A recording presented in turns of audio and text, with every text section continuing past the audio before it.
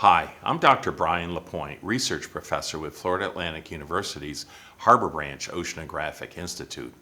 Although the Everglades were once thought of as a worthless morass, today everyone agrees that the Everglades is a national treasure.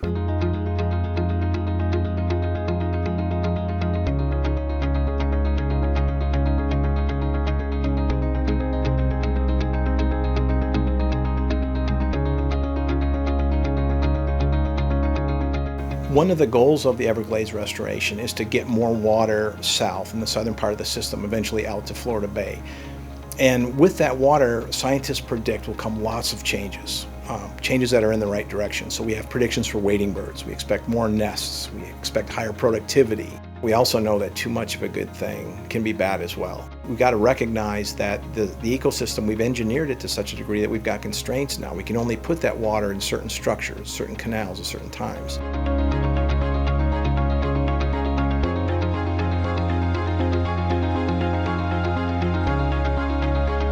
The Everglades Agricultural Area Reservoir was originally designed for two primary purposes. One was to make sure that all that water was there for the ecology and the environment, and the other was really as a backup water supply for agriculture. Holding high water in the impoundments that we have today, which is the northern half of the Everglades, causes problems. It inundates habitats too long, and tree islands are a great example. Tree islands have incredibly high diversity of plants and animals, and they are impacted when water sits for too long at too great a depth. There are endangered species that exist in Everglades National Park and in the water conservation areas, and if we put too much water into their habitats, we further threaten the existence of these endangered species.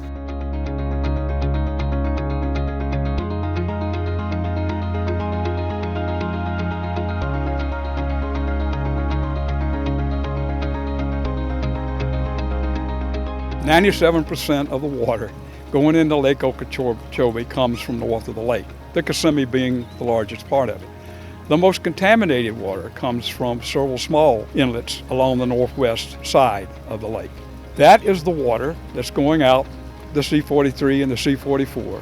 Big part of Everglades restoration, as well as the Kissimmee River Restoration Project, is creation of storage. That storage will allow us to reduce the discharges to the Caloosahatchee and the St. Lucie estuaries.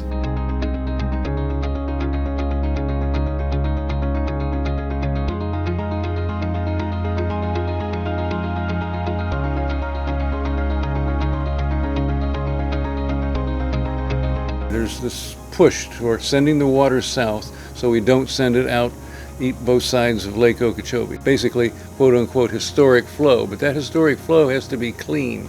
We all live in Florida. We all want to take care of Florida.